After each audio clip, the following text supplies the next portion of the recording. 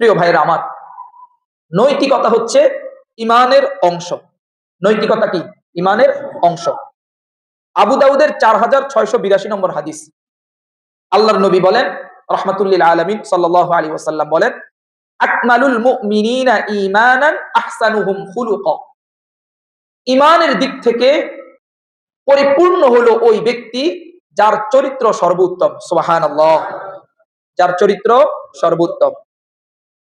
ইমান যদি শুধু মুখের কথাই হতো, তাহলে আল্লাহর নবীর এই জায়গায় অভিব্যক্তি অন্যভাবে হতো। কিন্তু আল্লাহর নবী রাহমাতুল্লিল আলামিন সম্পূর্ণ ফোকাসটা দিয়েছেন ইমানের আলামতের উপরে। ইমানের আলামত হলো উত্তম চরিত্র। কেমন? একটা ছোট্ট ঘটনার মাধ্যমে বিষয়টি আরো স্পষ্ট হয়ে যাবে ইনশাআল্লাহ। দেখুন, আল্লাহর নবী রাহমাতুল্লিল আলামিন সাহাবা ইকরাম সহ একটা মজলিসে বসা। একজন বেদুইন, বেদুইন বুঝেন তো, গ্রাম্য আরবের গ্রাম্য মানুষদেরকে বলা হয় কি? বেদুইন বা বদ্দু বলা হয়। আসলো, এসে আল্লাহর নবীর চাদর এত জোরে টান দিল, আল্লাহর নবী সুন্দর ছিলেন, ঘাড়ের মধ্যে দাগ পড়ে গিয়েছে এবং বলেছেন, আল্লাহর সম্পদ থেকে আমাকে দাও। খুব কঠোর ভাষায়, রুক্ষ ভাষায় বলেছেন। সাহাবা ইকরাম দাঁড়িয়ে গেল। ব্যাপার কি?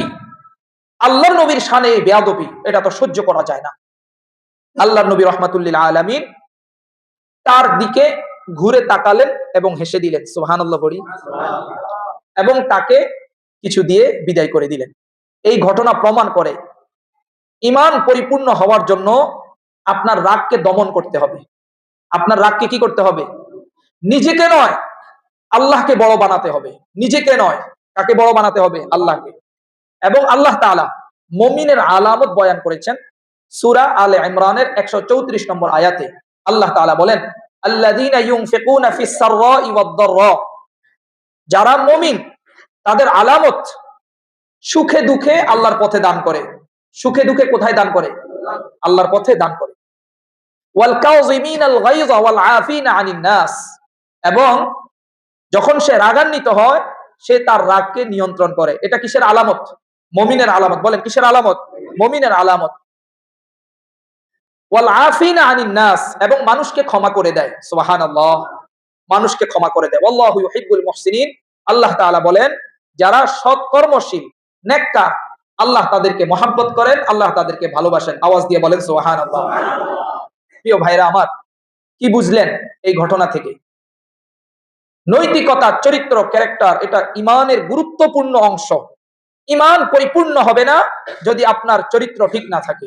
উত্তম নৈতিকতা, উত্তম চরিত্র কিয়ামতের দিন মিজানের পাল্লায় সবচেয়ে ভারী আমল হবে। আল্লাহু আকবার বলেন। মিজানের পাল্লায় নামাজ থাকবে, রোজা থাকবে, হজ থাকবে, কিন্তু ততটা ভারী হবে না যতটা ভারী হবে উত্তম চরিত্র, উত্তম নৈতিকতা, উত্তম আখলাক। সুবহানাল্লাহি ওয়া বিহামদিহি। আবু দাউদের 4799 নম্বর হাদিসের বর্ণনা। আল্লাহর নবী বলেন, মা মিন শাইইন আফকালু ফিল মিজান মিন হুসনিল খুলুক। সুবহানাল্লাহ। কিয়ামতের দিন মিজানের পাল্লায় সবচেয়ে ভারী যেটা হবে সেটা হচ্ছে উত্তম চরিত্র। বলেন কি? বুঝে থাকলে বলেন, মিজানের পাল্লায় নামাজ সবচেয়ে ভারী হবে, রোজা সবচেয়ে ভারী হবে, আল্লাহর পথে জিহাদ করা সবচেয়ে ভারী হবে। সবচেয়ে ভারী হবে কি বলেন? উত্তম চরিত্র। আরেকটি হাদিস শুনেন, আল্লাহর নবীর নিকট সবচেয়ে প্রিয় ব্যক্তি হলো সে যার চরিত্র সবচেয়ে উত্তম। সহিহ বুখারীর 3759 নম্বর হাদিসের বর্ণনা। আল্লাহর নবী বলেন, ইন্না মিন আহাব্বিকুম ইলাইয়া ওয়া আহসানাকুম খুলুকা। আল্লাহর নবী বলেন, নিশ্চয়ই তোমাদের মধ্য থেকে আমার কাছে ওই ব্যক্তি সবচেয়ে বেশি প্রিয় যার চরিত্র সর্বোত্তম। আল্লাহু আকবার। যার চরিত্র সবচেয়ে উত্তম, সে হচ্ছে আল্লাহর নবীর সবচেয়ে প্রিয়। আরেকটা চমৎকার হাদিস আপনাদেরকে শোনায়, আপনারা খুশি হয়ে যাবেন।